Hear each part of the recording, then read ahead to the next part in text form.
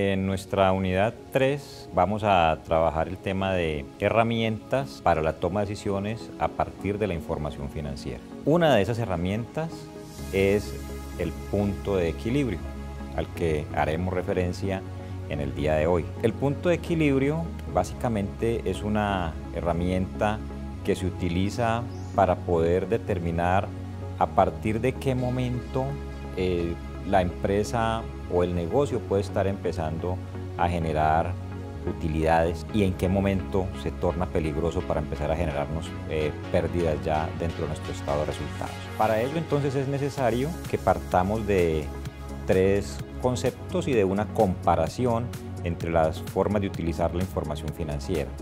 Los tres conceptos básicamente están ligados al estado de resultados. El estado de resultados, que lo vimos en la unidad 1 como informe financiero, es un informe pues que nos permite saber si la empresa tiene utilidades o tiene pérdidas y clasifica los elementos que participan dentro de ese informe en tres tipos de cifras. Uno, los ingresos. Esos ingresos entonces lo que nos permiten es cuantificar cuánto es el dinero que se genera por el desarrollo de la actividad principal de la empresa, a partir obviamente de la facturación o de las ventas o de la entrega de productos. Como decíamos en la unidad anterior, pues hoy el día con el tema de normas internacionales de información financiera, pues ya no es necesario siquiera decir la facturación, porque puede que yo no haya emitido la factura, pero siempre y cuando haya entregado el bien ya está perfeccionada la transacción. Entonces hablemos en términos generales de generar el ingreso. Eso es una primera línea que tenemos dentro de la información de nuestro estado de resultados. La otra elemento que interviene entonces en el estado de resultados son los costos. Los costos, tal como lo miramos en la unidad 2, son básicamente las erogaciones que tienen que ver con el hacer del producto o el desarrollo de la actividad principal a la cual esté dedicada nuestra empresa. Es decir, lo que identificamos en esos tres elementos claros que dijimos: materias primas, mano de obra directa y costos indirectos de fabricación si estamos hablando de una compañía manufacturera, o de prestación de servicios si estamos hablando de otro tipo de actividades. Entonces, ese es nuestro segundo elemento, los costos. Y el tercer elemento presente en el estado de resultados son los gastos. Los gastos entonces hacen referencia a unos egresos o unas erogaciones que son necesarias para que la empresa funcione.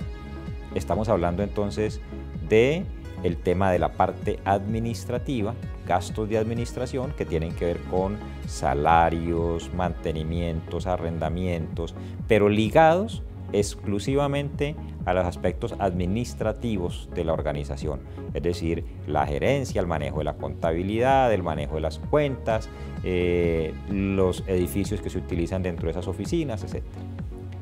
Y también tenemos los gastos. Dentro de ese mismo concepto de gastos están los gastos de ventas. Esos tienen que ver entonces con toda la operatividad de la comercialización, lo que es necesario incurrir para poder desarrollar esa actividad comercial. Pago de salarios, comisiones por concepto de representantes de ventas, promotores, impulsadoras, alquileres de espacios como puntos de venta en los cuales vamos a exhibir nuestros productos, distribución de los productos hasta llegar a los clientes. Entonces, esos son los gastos de venta. Y existen otros gastos que no hacen parte de la operación, pero que de todas maneras tienen una incidencia dentro del desarrollo final de los resultados para la empresa, como son los gastos financieros, originados obviamente en las transacciones de crédito, en los montos de deuda que la empresa tenga, en las tasas de interés que se haya pactado con estas instituciones. Entonces tenemos esos tres elementos: ingresos, que es el producido de la actividad; los costos, lo necesario para la operatividad de la actividad; y los gastos, que tienen que ver con la operación y con lo no operacional, como el caso de los gastos financieros. Con esos tres elementos estructuramos un estado de resultados, y ese estado de resultados, pues lo que dice, insisto, tal como lo vimos en la unidad 1, es ingresos menos costos igual resultado bruto, menos gastos operacionales igual resultado operacional, y menos gastos no operacionales igual utilidad o excedente antes de impuestos.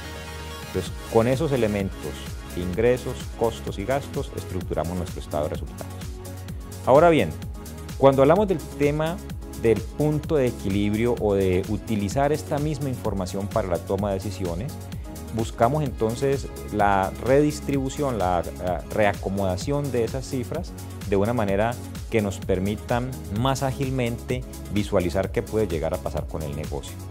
Y entonces hacemos una clasificación de los costos y los gastos según su incidencia o según su relación que tienen con el ingreso. Y desde esa perspectiva, entonces ya hablaremos indistintamente de costos o de gastos, es decir, ya no nos interesa en qué área de la empresa o bajo qué actividad se estén generando los egresos o las erogaciones, sino que ahora nos interesa es cuál es su relación con el ingreso.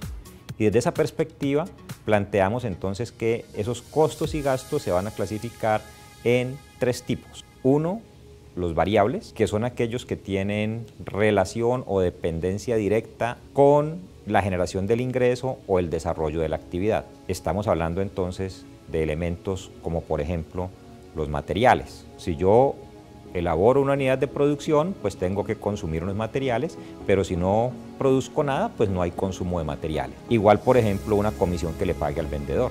Si hay venta, se origina la comisión, pero si no hay venta, no hay comisión. Subcontratos en el área de producción, por ejemplo.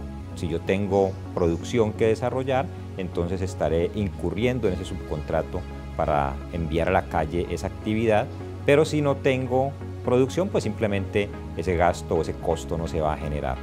Esos son los variables, todos los que tienen esas características, ejemplarizado digamos en esos tres, pero que abarca todos los que tienen esa característica, relación directa con las ventas o con el desarrollo de la actividad.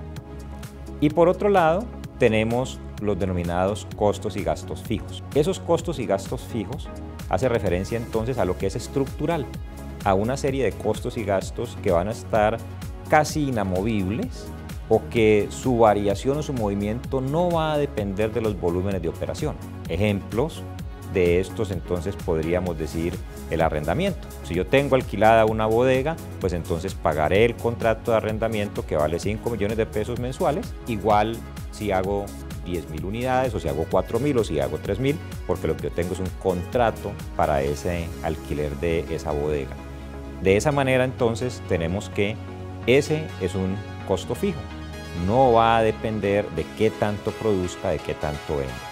En esa misma línea tenemos cosas como por ejemplo la nómina, que es uno de los elementos que puede tener en algunos casos mayor discusión, porque eventualmente cuando leemos la literatura americana sobre todo, tal vez en los casos y en los ejercicios que ustedes tienen en las lecturas recomendadas de Balú, es probable que se encuentren con que en algunos momentos se habla de la mano de obra como un costo variable, pero eso es perfectamente viable tal vez en los modelos de contratación en Estados Unidos, donde a una persona se le contrata, se le dice siéntese, produzca, trabajó media hora, le pagan media hora y se acabó. En Colombia la contratación es diferente, porque cuando la persona la vamos a contratar, entonces tenemos que vincularla a la EPS, tenemos que vincularla a la seguridad social, tenemos que hacer un contrato donde se gane por lo menos un salario mínimo y un contrato donde haya una estabilidad o una periodicidad del contrato. Y entonces eso qué hace, que si yo contrato a una persona que se gane mensualmente un salario mínimo, pues trabajó el mes y se produjeron 5.000 unidades, le tengo que pagar el salario mínimo. Pero si se producen 10.000 unidades, le tengo que pagar el salario mínimo. Y si se hacen 2.000 unidades, le tengo que pagar el salario mínimo. Por lo tanto, entonces tenemos que la nómina, bajo esas condiciones de contratación, estaría considerada como un gasto o como un costo fijo, sin importar los niveles de producción. A menos que yo opte por otro tipo de contrataciones, como contrataciones al destajo, ¿sí? Pagando por unidades de producción, que también puede ser viable, o por subcontratos a través de la tercerización, que entonces eso es lo que buscan muchas empresas, ¿no es cierto? Tercerizar para coger ese costo, que es el costo de la mano de obra, como costo fijo, y volverlo un costo variable aplicable pues de acuerdo a los volúmenes de producción que se hagan. Y desde luego tenemos otros costos y gastos que están como en ese intermedio, en que pueden ser fijos o pueden ser variables, denominados precisamente semifijos o semivariables, y son aquellos que en algunos momentos tienen comportamiento de fijos, pero luego pueden tener comportamiento de variables. Estamos hablando de casos como los servicios públicos, donde en el manejo del esquema de los servicios públicos, pues hay unos consumos mínimos por los cuales tenemos que pagar. Por ejemplo, en los hogares está establecido 21 metros cúbicos de agua, que supuestamente con eso una familia tipo en Colombia podría solucionar su problema de consumo de agua potable. Pero a partir del metro cúbico 22, entonces ya le empiezan a cobrar una tarifa diferencial. O sea, el costo es fijo hasta determinado momento. Si usted consume menos de los 21, de todas maneras le van a cobrar los 21. Pero si empieza a consumir más de 21, le cobran lo que valen los 21 y a partir del 22 una tarifa diferencial. Ese costo entonces tiene una característica de ser semifijo o semivariable. Igual puede ocurrir con otros costos, como por ejemplo las depreciaciones, que dependen de la capacidad instalada, ¿no es cierto? Las depreciaciones es el reconocimiento del desgaste que sufren mis equipos. Entonces, mientras yo no cambie mi capacidad instalada, mientras no cambie mis equipos, mientras siga con los mismos, la depreciación va a ser igual. Pero en el momento en que de pronto requiera una mayor producción y esa mayor producción implique conseguir más equipos, esos nuevos equipos van a hacer que mi depreciación aumente. En ese momento, y se sostenga permanente durante el tiempo hasta que nuevamente esté en la necesidad de cambiar mi capacidad instalada o de incluir unos equipos nuevos. Entonces, esos costos son semifijos o semivariables. Igual, para lo que pretenden estos modelos de toma de decisiones basados en la información financiera, lo que nos interesan son los variables y los fijos. ¿Qué tendremos que hacer entonces con los semifijos o semivariables?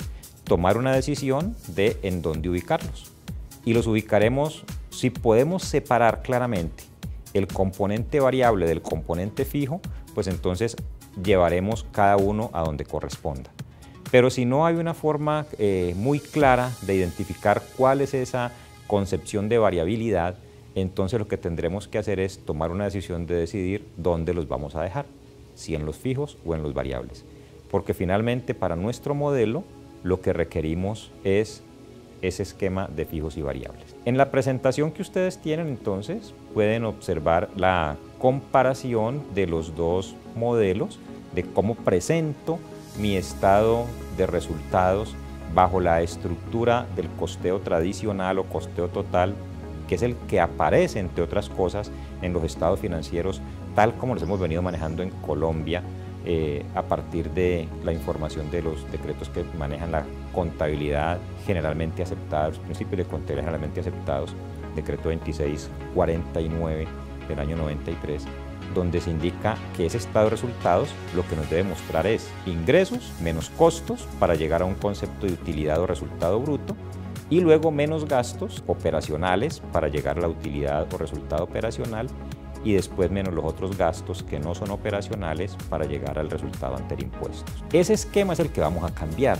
porque cuando ya tomamos nuestra información y la utilizamos para efectos de la toma de decisiones, nuestro estado de resultados ahora nos va a mostrar una presentación distinta. Y ahora entonces lo que tendremos que decir es ingresos menos los costos y gastos variables. Es decir, ya aquí no nos interesa si son costos o si son gastos, no nos interesa el origen de esa erogación, nos interesa es su relación con el ingreso. Decimos ingresos menos costos y gastos variables igual margen de contribución. Y de allí restamos los costos y gastos fijos para llegar a la utilidad o excedente ante el impuesto. Entonces, esa concepción nos va a permitir hacer un análisis donde se involucra un elemento que aparece allí en esa información, que es el margen de contribución.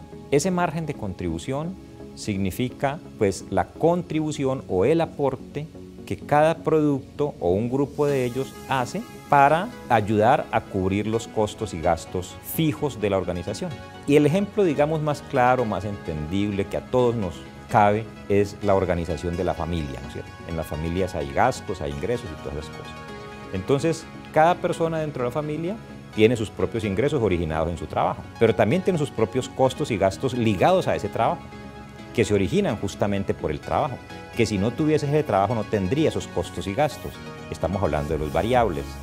Es decir, yo para desplazarme a mi trabajo pues tengo que incurrir en unos costos de transporte, por ejemplo. Si no tuviera el trabajo pues no tendría el gasto o el costo del transporte. Entonces ahí estamos hablando de un costo y gasto variable. O sea, para yo generarme mi ingreso tengo unos costos y gastos variables. Hago esa diferencia, cuánto recibo menos esos costos y gastos necesarios para generarme el ingreso, y eso me da el margen de contribución. Y eso es lo que pasa exactamente en cualquier familia, ¿no es cierto? Cuando ya las personas entran en su edad productiva económicamente, empezamos a trabajar, casi que una de las primeras preguntas o de las primeras asignaciones que nos hacen en los hogares es: ¿y usted cuánto va a colocar aquí para los gastos de la casa? Imagínense la pregunta: ¿usted cuánto va a colocar para los gastos de la casa? No le están preguntando cuánto se gana, es decir, no le están preguntando por su ingreso. No le están diciendo usted cuánto se tiene que gastar. No le están preguntando entonces por sus costos y gastos variables. Le está diciendo es usted cuánto va a aportar.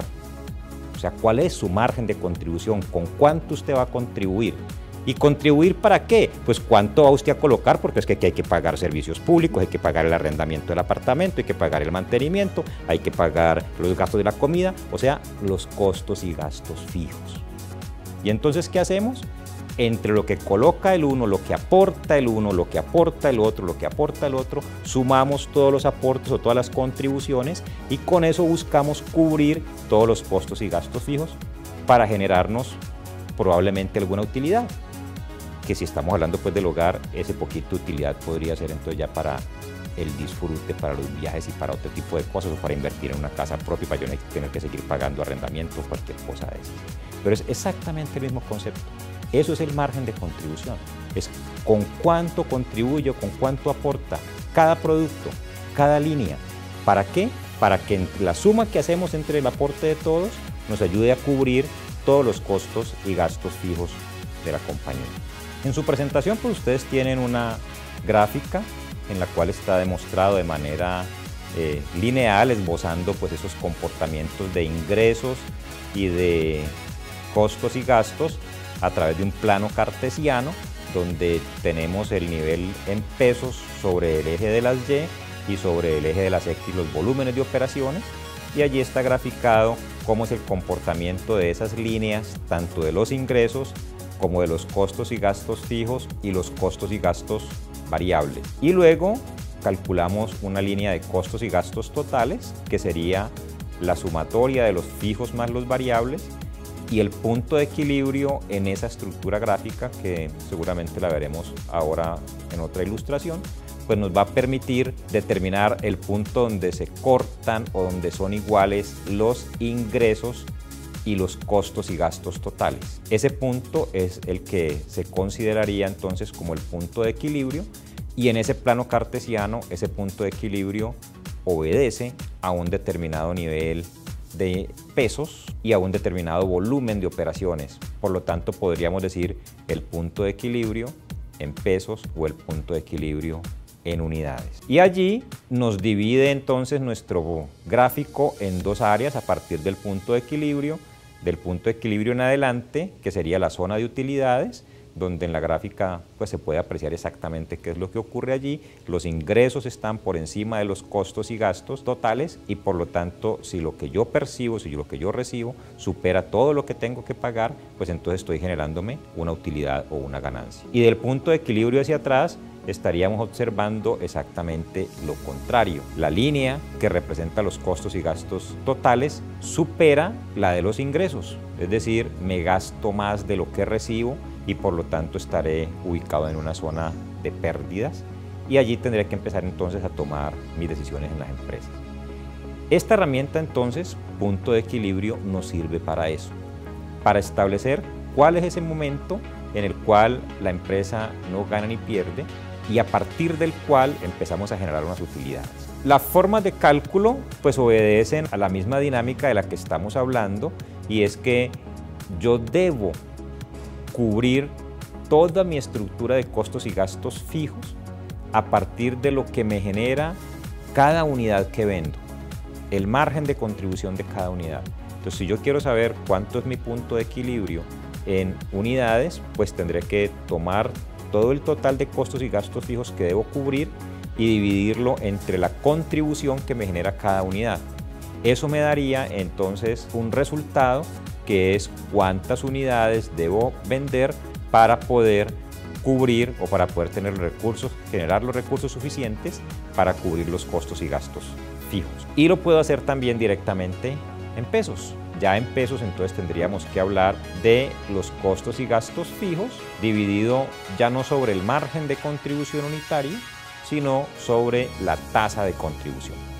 Esa tasa de contribución es el margen de contribución expresado como porcentaje del ingreso, donde ya diríamos es qué porcentaje de lo que yo venda me queda para cubrir los costos y gastos fijos. Desde luego, ese nivel me estaría diciendo, vuelvo a insistir, cuál es el nivel de ventas en unidades o en pesos en el cual la empresa no gana ni pierde.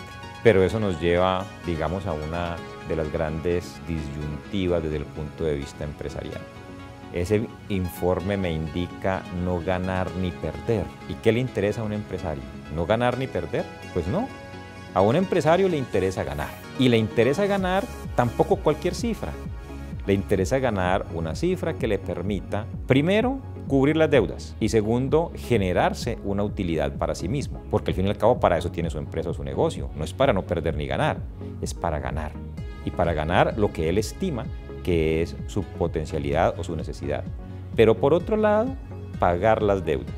Porque si yo en mi punto de equilibrio no contemplo la posibilidad de pagar las deudas, pues estaría simplemente condenándome eternamente al endeudamiento. Porque recuerden que ese concepto de los costos y gastos, que es traído del estado de resultados, allí tiene incluido el pago de los intereses, pero no los abonos a capital.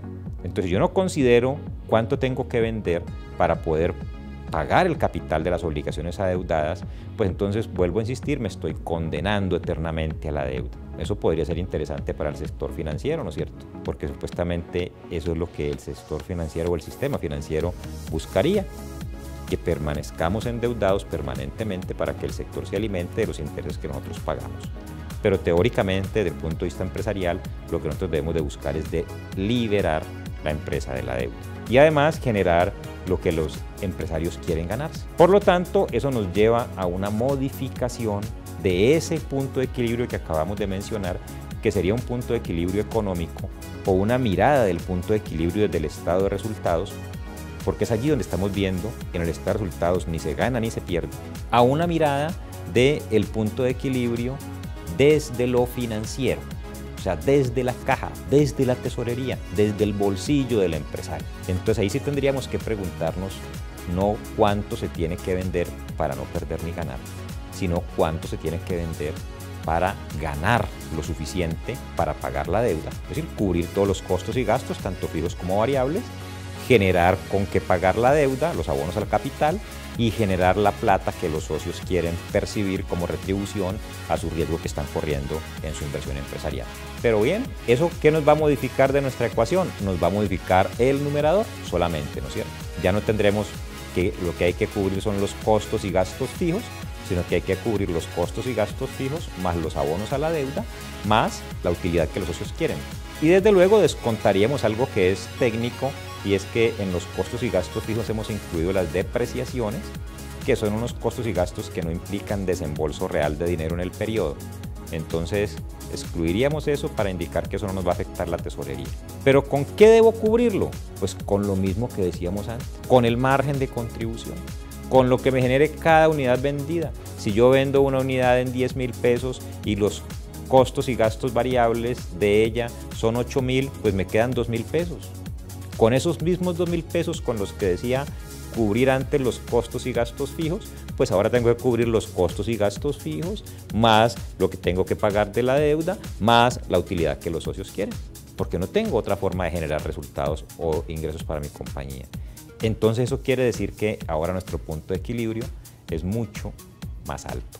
Y pues lamentable tener que decírselos, pero la verdad es que el ejercicio no termina allí tampoco, ¿no es cierto? Porque en el momento en que mi estado de resultados empiece a mostrar utilidades, entonces ¿qué va a pasar? Aparece nuestro socio invisible, ¿no es cierto? La administración de impuestos, que nos va a decir, socio, ¿cuánto fue que nos ganamos? El 34% es mío, ¿no es cierto? Hoy en día, pues en Colombia. 25% de impuesto de renta y 9% del CRE, que es pues el impuesto sobre la renta para la equidad. Entonces, allí tendríamos que decir, agregarle entonces a nuestra ecuación que no es solamente vender lo suficiente para poder cubrir los costos y gastos, la utilidad y el pago de la deuda, sino también el pago de los impuestos que van a surgir por esa utilidad y también las reservas que deberemos hacer asociadas a la utilidad de acuerdo a la ley. Entonces, nuestro esquema se nos va tornando un poco más complejo.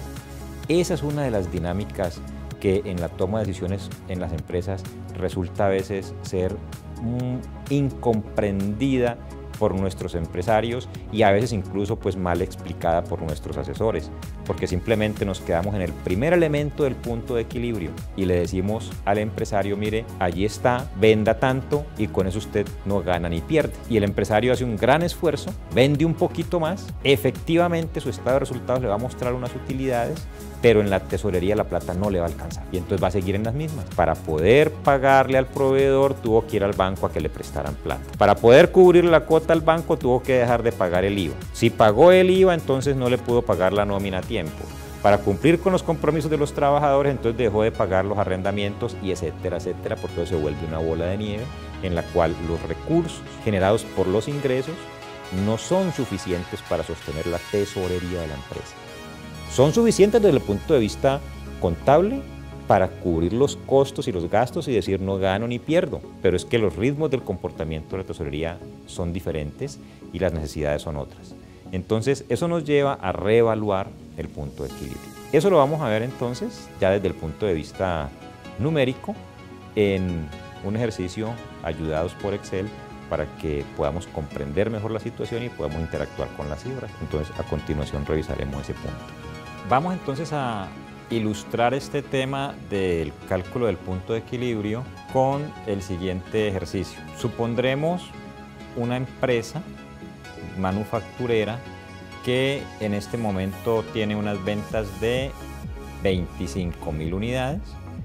Esas unidades están colocadas en el mercado a un precio unitario de 28.500 pesos. Para elaborar esas unidades se incurre en una materia prima que cuesta 11.320 pesos, unos subcontratos de producción por cada unidad, o sea, labores que no se desarrollan dentro de nuestra planta, sino que los tercerizamos en esas actividades y nos cuesta 1.500 pesos por cada unidad, un incentivo de producción que se le reconoce a los operarios de 200 pesos por cada unidad.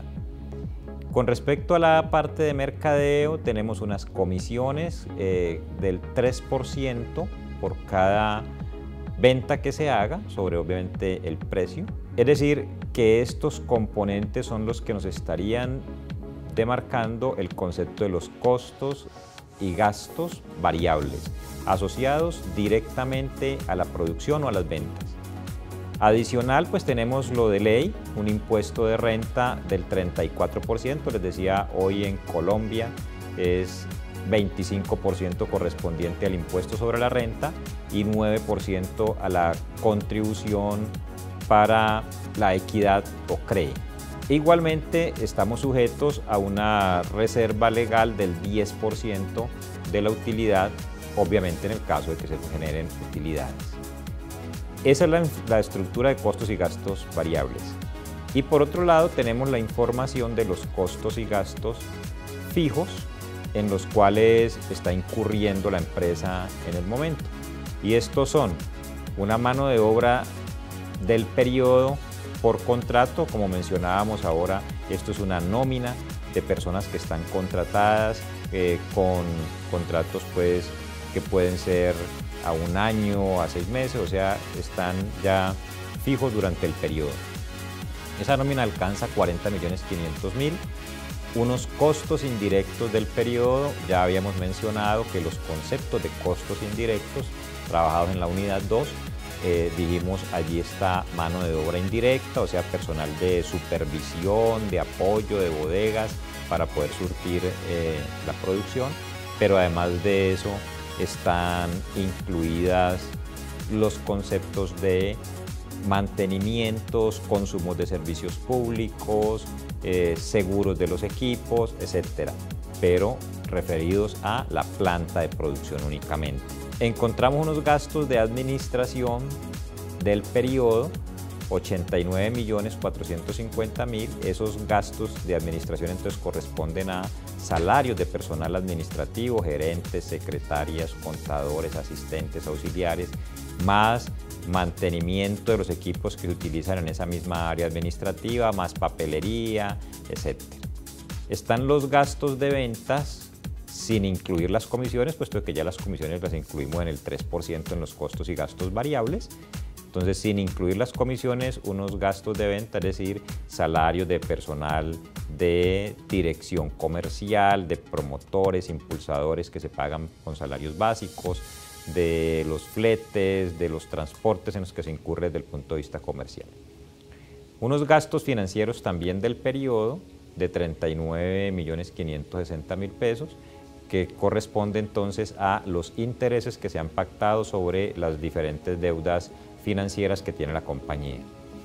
Este dato de la depreciación es un dato que aquí lo hemos colocado informativo desde el punto de vista de que ya asumiremos que esta depreciación ya está inmersa tanto en los costos y los gastos de administración y venta y costos indirectos, ¿no?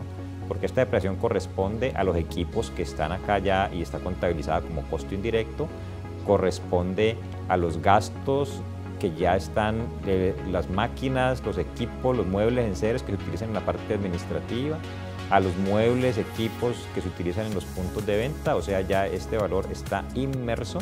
Voy incluso a colocarlo aquí para que no tengamos dificultades con esta depreciación que ya viene incluida en los costos y gastos. Estamos relacionándola como un elemento diferenciado. Están los abonos a la deuda que se deben hacer en el periodo, ya habíamos explicado ese tema, los abonos a capital, ¿no? Porque los pagos de intereses están incluidos aquí en los gastos financieros. Y vamos a considerar adicionalmente entonces que los socios en el periodo esperan que a ellos les llegue 30 millones de pesos. O sea que allí tenemos configurados los elementos para poder calcular nuestro punto de equilibrio. Es decir, la pregunta que se nos haría o que nos haría el empresario es ¿cuánto tendré yo que vender para estar en equilibrio? Para ello, como decíamos, nos apoyaremos entonces en el estado de resultados. Vamos a utilizar un formato de estado de resultados que fue el que vimos en la diapositiva, que corresponde a la estructura de costos y gastos variables, que por aquí ya lo tenemos previamente diseñado como herramienta, ¿no es cierto? Entonces, este es nuestro estado de resultados, ¿sí? Ingresos, que es el producido de las ventas, menos los costos y gastos variables, o sea, los que tienen que ver con los movimientos directos de la operación, que son las materias primas, subcontratos, los incentivos y las comisiones. La diferencia entre los dos nos generaría el margen de contribución y menos los costos y gastos fijos, que son todos los elementos que acabamos de referir. Obtendríamos el resultado ante impuestos, liquidaríamos el impuesto, desde luego siempre y cuando el resultado sea favorable, o sea, una utilidad. Teóricamente, si no hay utilidad, no hay impuesto. En la legislación colombiana sabemos que el impuesto de la renta no solamente depende de si hay utilidad, sino también de algo que llama la renta presuntiva. Pero para efectos del ejercicio asumiremos pues que habrá impuesto siempre y cuando haya utilidad. Llegamos al resultado neto y luego descontamos de allí la reserva legal para llegar al resultado del ejercicio. Eso es lo que mostraría la información contable, ¿no es cierto? Entonces vamos a proceder con ella para obtener nuestros datos en el paso a paso. Ingresos, pues obviamente el valor de los ingresos será el resultante de multiplicar la cantidad de unidades que se venden por el precio de cada una de ellas. Entonces allí están nuestras ventas. Vamos a darle a esto formato, a todo de una vez para que se vea adecuadamente la información, ¿no es cierto? Entonces démosle formato,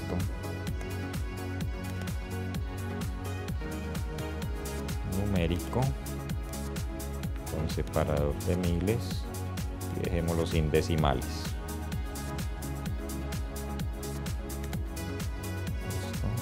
Vamos a colocarle un tamaño un poquito mayor, 12, y vamos a colocarlo en negrilla pues para que se vea. Bien, entonces el producido en términos de ventas para esta compañía sería de 712 millones y medio. Estamos un poquito desviados, ¿no es cierto? Bien. Y ahora vamos a mirar los costos y gastos variables. Dijimos que los costos y gastos variables están asociados directamente al ingreso o al volumen de operaciones. En este caso, pues obviamente, si nosotros vamos a vender 28.500 unidades, pues la materia prima que gastaremos será la necesaria para las 28.500 unidades. Y la materia prima cuesta 11.320 por cada unidad. Es decir que tendremos este valor será igual a las unidades que vamos a vender multiplicado por el valor de la materia prima por cada unidad. 283 millones de pesos en materias primas o materiales. Igual los subcontratos, las labores que mandamos a tercerizar o hacer en la calle, subcontratos, outsourcing, tercerización, producción conjunta, como se denomine dentro de la empresa, maquila, resultará de el número de unidades que son 25.000 unidades por lo que nos van a cobrar por ese proceso individual en cada unidad, que son 1.500 pesos. El incentivo corresponde también a un valor que en la planta de producción se le está cancelando a los operarios por unidad elaborada, entonces resultará de multiplicar las 25.000 unidades por el valor del incentivo, que son 200 pesos. Y la comisión pues corresponde al 3% de lo vendido, que lo puedo calcular directamente como el 3% de este valor de 712 millones, que ya sabemos que eso es lo vendido, o lo puedo calcular pues como el 3% del precio de venta, indicando que esa es la comisión por cada unidad, y luego multiplicándola por las 25.000 unidades. Para efectos, el cálculo nos va a dar igual, ¿no es cierto? Entonces hablemos de 25.000 unidades multiplicada por el precio 28.500 y por el porcentaje de la comisión que le vamos a pagar al vendedor, que es el 3%. Eso nos estaría entonces indicando que si hacemos la correspondiente sumatoria de esos valores,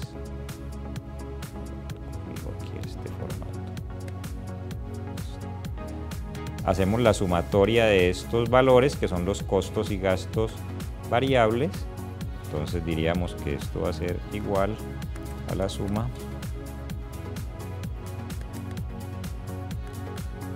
de estos de aquí,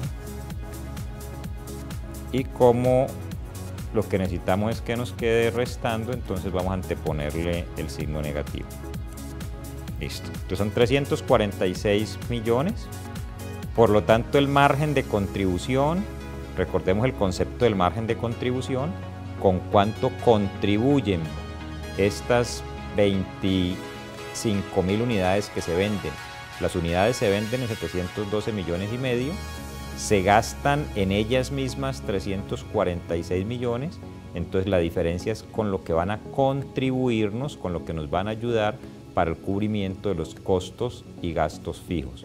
O sea que este margen de contribución resultará siendo entonces la sumatoria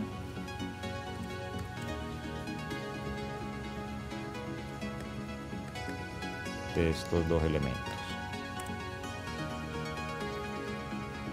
Bien, y ahora vamos con los costos y gastos fijos, que esos simplemente los vamos a traer desde la estructura que ya conocemos de cómo está funcionando la compañía, ¿no es cierto? Estos costos y gastos fijos son la mano de obra, que ya la tenemos referenciada por acá, extractada o entregado el dato por el Departamento de Gestión Humana, donde nos dicen cuánto cuesta la mano de obra. Los costos indirectos que corresponden pues a la operación de la planta, información entregada por el departamento de contabilidad, lo mismo que los gastos de administración, de ventas y financieros, que como ven pues los tenemos exactamente acá en el mismo orden, o sea que lo único que vamos a hacer es a copiar esa formulación, ¿no es cierto? Así como están los 40 millones. Copiamos la información y ahí traemos nuestros datos. El total entonces de los costos y gastos fijos será la sumatoria de estos elementos.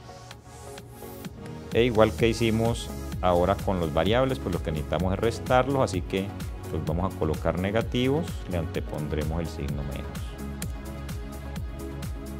El resultado entonces antes de impuestos será cuando al margen de contribución, que es lo que nos aportaron los productos en su venta, le restamos los costos y gastos de infraestructura, que son los fijos.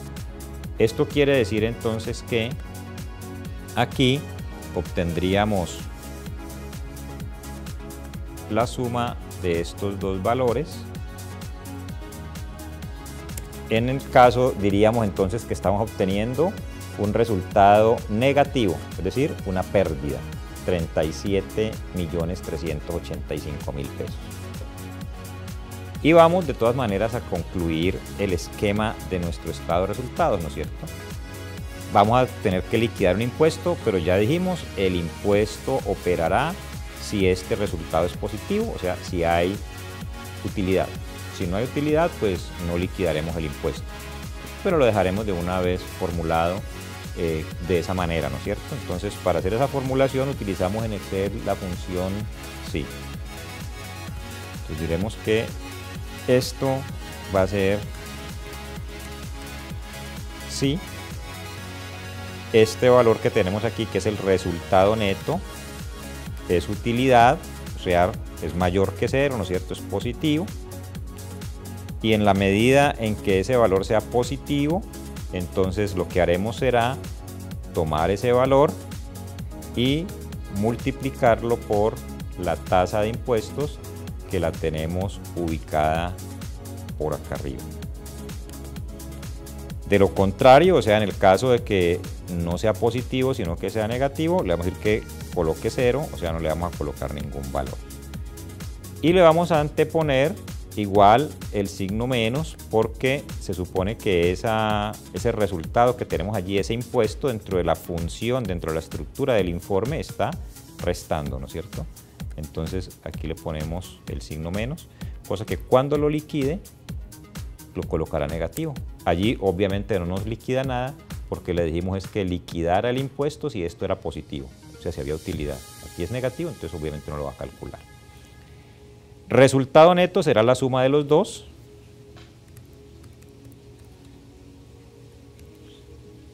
De el resultado antes de impuestos y los impuestos. Y luego el tema de la reserva legal es igual que el del impuesto. Si hay utilidad se calcula la reserva, si no hay utilidad no se calcula.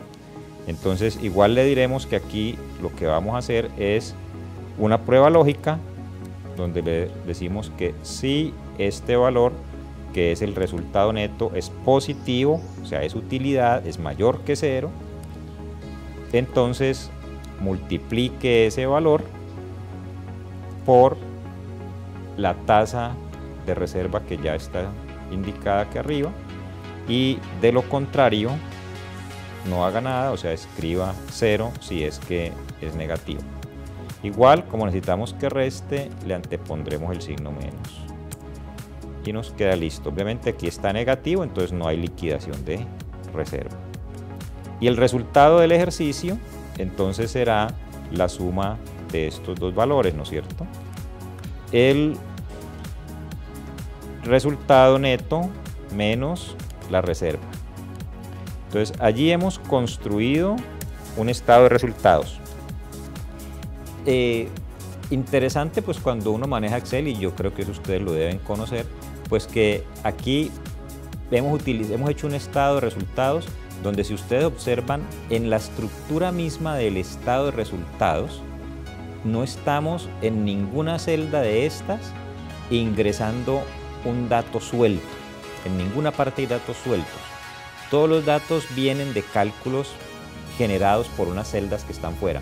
¿Eso qué nos permite? Pues que si de aquí a mañana mi esquema cambia y ya el impuesto a la renta no es del 34%, sino del 35% o del 36%, pues entonces yo cambio esta celda y todo el estado de resultados cambia automáticamente.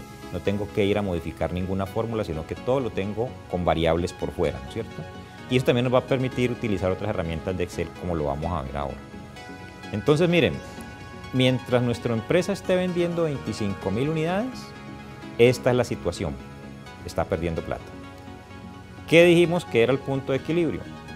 El volumen de unidades o de pesos, o sea, cuántas unidades o cuánto valor aquí en pesos que debo vender para no perder ni ganar, o sea, para que este resultado sea cero.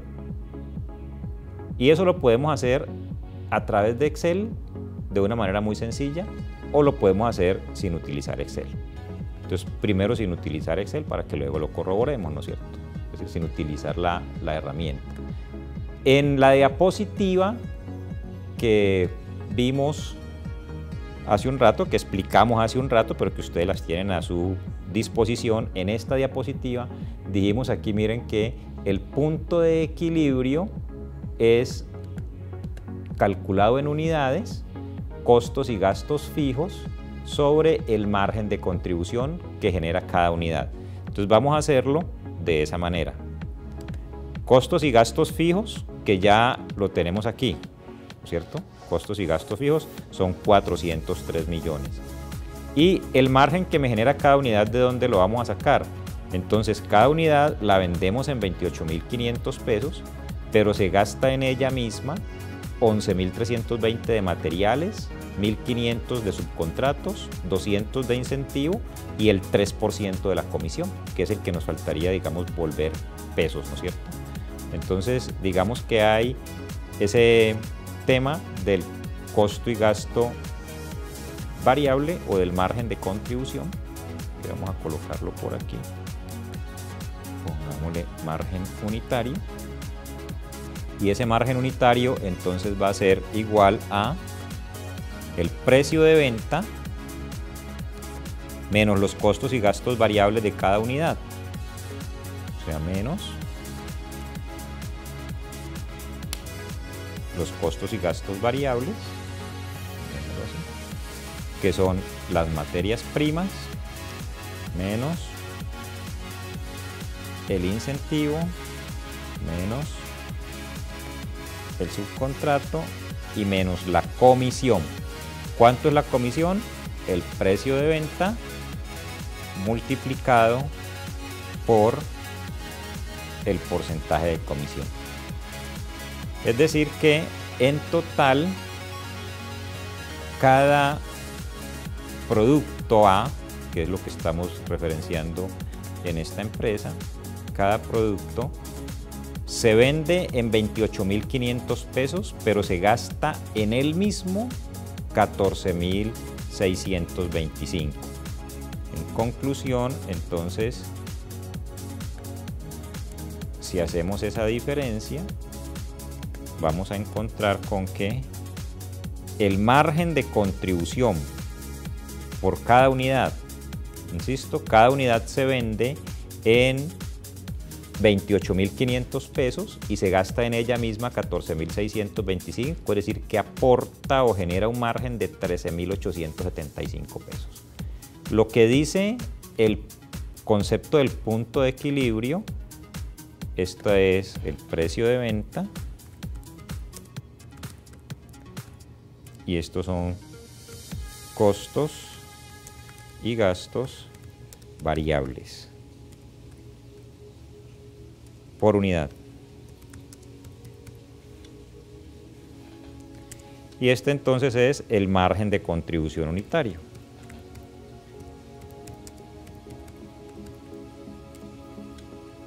Esa contribución unitaria en el modelo que dijimos de cómo calcular el punto de equilibrio, volvemos aquí, era este, ¿no es cierto? Costos y gastos fijos sobre el margen de contribución unitario. Es decir, que para esta compañía, ¿cuánto valen los costos y gastos fijos? 403 millones de pesos. ¿Cómo voy a reunir esa plata? De a 13.875 pesos en 13.875 pesos cada que venda una unidad. Entonces, ¿cuántas unidades tengo que vender para poder hacer efectivo mi punto de equilibrio?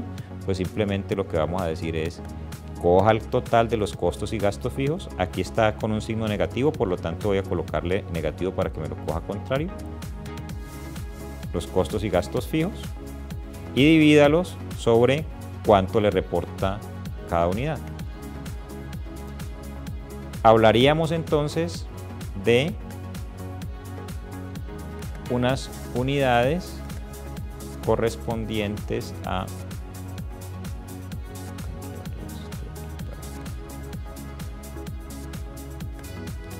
29.046 unidades.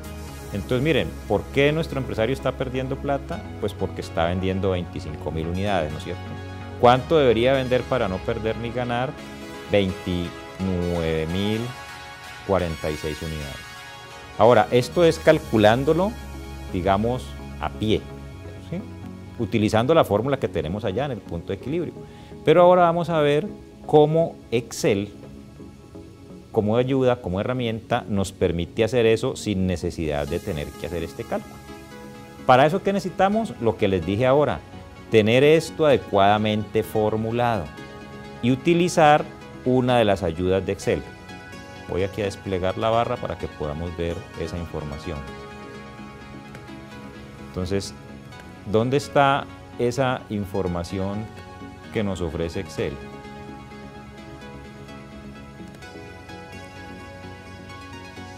Si vamos a las herramientas de Excel, aquí tenemos en el panel principal, la primera pestaña, la que tiene la información de datos, y allí encontramos dentro del panel de herramientas de datos este icono de análisis, y en este icono de análisis, que lo podemos desplegar, vamos a encontrar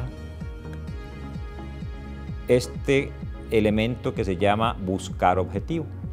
Y buscar objetivo es la herramienta de Excel que nos va a poder permitir calcular el punto de equilibrio. Entonces vamos a hacerlo con Excel. Buscar objetivo, y Excel nos muestra en este cuadro de diálogos, en el primer cajón, nos pregunta definir la celda, o sea, cuál es la celda que yo quiero definir, cuál es la que voy a utilizar como objetivo. Recuerden que el punto de equilibrio, dijimos, era que el momento en el cual la empresa no gana ni pierde, ¿no es cierto? Entonces, para que la empresa no gane ni pierda, lo que nosotros necesitamos es que en el estado de resultados, lo que vamos a buscar es que este resultado sea cero. Entonces, Excel me está pidiendo eso, definir la celda, ¿cuál? Esta. Y luego me dice, ¿con qué valor? ¿Qué valor quiero yo que me quede allí? Pues teóricamente lo que quiero es que me quede 0. Y en el último cajón del cuadro de diálogos, Excel nos pregunta entonces, ¿y cuál celda quiere modificar para hacer ese resultado? Entonces le diremos que lo que quiero modificar obviamente son mis unidades. Como acá arriba están las unidades, recuerden que les dije, esto es fundamental, que estemos todo debidamente formulado, ¿no es cierto? Si yo tengo todo debidamente formulado, no tengo absolutamente ningún problema. Voy a decirle que la que quiero que me cambie es esta. Y le decimos aceptar. Y Excel nos está entregando aquí un cálculo donde nos dice que si trabajamos bajo este criterio con 27.566 unidades, estaríamos obteniendo ese resultado. Bueno, tal vez aquí voy a deshacer el concepto, no lo vamos a aceptar como respuesta y vamos a volverlo a funcionar, porque las 29.000 de las que hablamos ahora no estaban incluyendo los impuestos, ¿no? Entonces reformulémoslo sin los impuestos. Análisis y sí, buscar objetivo. El objetivo es que este valor de resultado antes de impuestos tome valor de 0 y modificando la celda correspondiente a las unidades. Aceptamos y allí tenemos entonces un cálculo que nos dice que son 27.556 unidades, con los cuales démosle a aceptar para que nos deje mirar el resto de la información. Estaríamos logrando que estos valores estén en 0. ¿Sí? Todos los valores están en 0 con respecto a el estado de resultados. Eso es lo que implica entonces el cálculo del estado de resultados. Lo que hacemos con esta fórmula, que nos debió haber dado lo mismo, habría que revisar alguna inconsistencia en las formulaciones. Como les dije ahora, es importante que las formulaciones queden adecuadamente para poder que esto funcione, y es probable que en esta fórmula hayamos cometido algún error. Revisemos.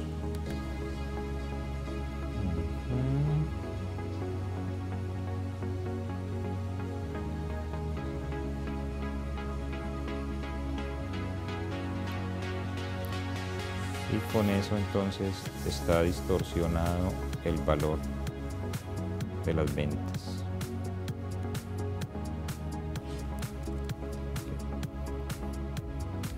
La inclusión entonces de las otras variables de las que estábamos hablando ahora. Vamos a mirar este momentico. Y es que el estado de resultados allí estaría indicándonos cuánto es el valor que corresponde o el punto de equilibrio para no perder ni ganar. Pero recuerden que dijimos, aquí a nadie le interesa este concepto de no perder ni ganar, llegar a un estado de resultado 0, porque lo más probable que nos va a ocurrir es que si nosotros planteamos un esquema siguiente donde decimos, miren, esto es lo que dice mi estado de resultados según la contabilidad, pero sucede que dentro de los costos y gastos hay unas depreciaciones que esos valores no los tenemos que pagar o no los tenemos que asumir, no los tenemos que desembolsar desde la tesorería. Diríamos entonces que aquí voy a tomar menos el valor de la tesorería. Si yo vuelvo y sumo algo que ya resté previamente, digo, esto no se desembolsa, entonces sumamos el valor de las depreciaciones, que para eso lo teníamos acá como un dato adicional, donde dijimos las depreciaciones incluidas dentro de los otros costos y gastos son el valor de 25.900.000. Pero además de eso, vamos a abonar al capital adeudado una suma de 40 millones de pesos, que la tenemos también en nuestra información adicional y que lo deberá determinar la gerencia financiera, cuánto valen los abonos que hay que hacer a esas obligaciones durante el periodo. El periodo puede ser un mes, puede ser un año, indistintamente pues, en el cual estemos haciendo nuestro análisis. Y vamos a colocarle, bueno, este lo colocaremos para restar, y vamos a colocarle las utilidades que quieren los socios, que también en nuestro esquema se las vamos a restar a la caja. Entonces miren lo que estaría ocurriendo aquí si nosotros conservamos nuestro esquema. Sucede que no nos ganamos nada, ¿no es cierto? No nos ganamos nada. Ese es nuestro punto de equilibrio, utilidad 0. Pero sin embargo, en la caja, en la tesorería de la empresa, hay 25.900.000 que no se desembolsan de las depreciaciones, pero sí debo desembolsar o debo pagar el abono a la deuda, al capital adeudado y la plata que quieren los socios. ¿Y de dónde voy a sacar la plata si no me he ganado nada? Es decir que si yo no me he ganado nada, lo que tendría que hacer si sumamos estos elementos desde el resultado del ejercicio.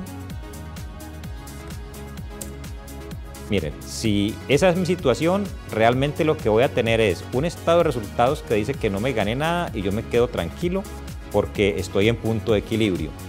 Pero al final sucede que en mi caja o en mi tesorería me queda aquí un valor de 44.100.000 de faltante. Y si me falta plata en la caja o en la tesorería, entonces ¿qué voy a tener que hacer? Pues lo que generalmente hacemos en todas las empresas cuando la situación se presenta, ¿no es cierto? Si falta plata en la caja, entonces vamos a que nos presten. Y si voy a que me presten, es más deuda, más intereses, se me van a modificar los gastos financieros que estaban por acá arriba, se me va a modificar estos valores a pagar de capital adeudado y, como les decía ahora rato, finalmente lo que va a terminar es condenado eternamente a la deuda. Entonces, ¿qué debiéramos hacer? Pues debiéramos hacer es continuar con nuestro esquema, manejar aquí un concepto de el valor del estado de resultados, pero traído hasta la caja e incluyendo impuestos y reservas, pago de deudas y utilidades. Y entonces ahora sí, mi punto de equilibrio realmente será cuando yo logre que aquí este valor esté en cero, que mi caja final esté en cero. Y eso desde luego, entonces miren que para nuestro ejercicio, aquí antes decíamos la empresa vende 25.000 unidades y está perdiendo plata. Ahora le dijimos no, su punto de equilibrio es 27.556 unidades, pero resulta que con esas 27.556 unidades sigue ya no perdiendo plata, porque el estado de resultados dice que está en cero, pero sigue sin los recursos suficientes en la tesorería para poder pagar lo que tiene que pagar.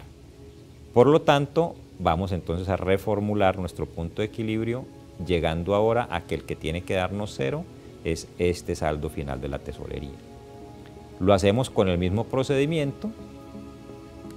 Vamos por la pestaña de datos, buscamos análisis, buscar objetivo, y lo que ahora le vamos a decir es que el objetivo es esta última celda. Sigue siendo el mismo objetivo, que nos dé cero, a menos que yo tenga alguna política de caja que me diga que en la caja no me pueden quedar menos de 1.000.000 de pesos, pues entonces le diría que el objetivo es que el valor sea 1.000.000 de pesos. Y le voy a pedir que me modifique entonces el dato de las unidades vendidas, que es lo que queremos cambiar. Y entonces llegamos a que el resultado realmente son 32.633 unidades. Aceptamos este valor y vamos a ver aquí que nuestro estado de resultados nos dice que esas ventas son 930 millones. Aquí están los costos y gastos fijos y variables. El resultado antes de impuestos, que nos queda 74 millones, aparece entonces un impuesto de 25 para que nos queden 49 de resultado neto. Hay que hacer una reserva del 10% y nos quedan 44.100.000. Y esos 44.100.000 le agregamos la depreciación que no la tengo que desembolsar, le descuento lo que le tengo que pagar al capital adeudado, le descuento lo que le va a pagarle a los socios y me queda en mi caja 0 pesos y todo el mundo contento, ¿no es cierto? Pero ese es el dilema del punto de equilibrio, que a veces nos quedamos con el concepto del punto de equilibrio de no perder ni ganar, y eso a nadie le sirve. Tenemos que buscar un punto de equilibrio que realmente sea efectivo para nuestros empresarios, y ese punto de equilibrio es cuánto tienen que vender para poder salir de la deuda y para poder pagar lo que necesitan pagar o las utilidades que ellos esperan recibir, desde luego considerando que eso acarrea unos impuestos adicionales y que eso acarrea también entonces unas reservas que la empresa deberá hacer. Así que practíquenlo, mucho cuidado con el tema de sus recomendaciones a los empresarios sobre cuántos son los puntos de equilibrio necesarios, y nos liberaremos entonces de la trampa de la deuda que está asociada a este concepto del punto de equilibrio. Entonces, como vimos, esta herramienta del punto de equilibrio resulta bien interesante pues sobre todo si tenemos en cuenta todos estos factores en los cuales el empresario tendrá que decidir y si incluimos todas las variables. Como vimos, Excel es una muy buena ayuda para poder hacer estos cálculos, pero también si partimos de una formulación previa, ¿no es cierto?, adecuada. Si la formulación nos queda inconsistente en cualquier momento, pues desde luego el resultado también va a ser inconsistente para la información y la decisión que querramos tomar. Y esto ya se vuelve una herramienta como estas, queda como un simulador permanente que lo podemos utilizar en la compañía, en la misma empresa varias veces o en otras empresas para poder llegar a tomar este tipo de decisiones. Siempre y cuando manejemos un solo producto, ¿no? Si manejamos más productos, estaremos hablando de cómo modificar esa herramienta en alguna ocasión posterior en que tengamos la oportunidad de comunicarnos a través de otro medio. Entonces, con eso les dejo la herramienta del punto de equilibrio para que la utilicen en sus compañías.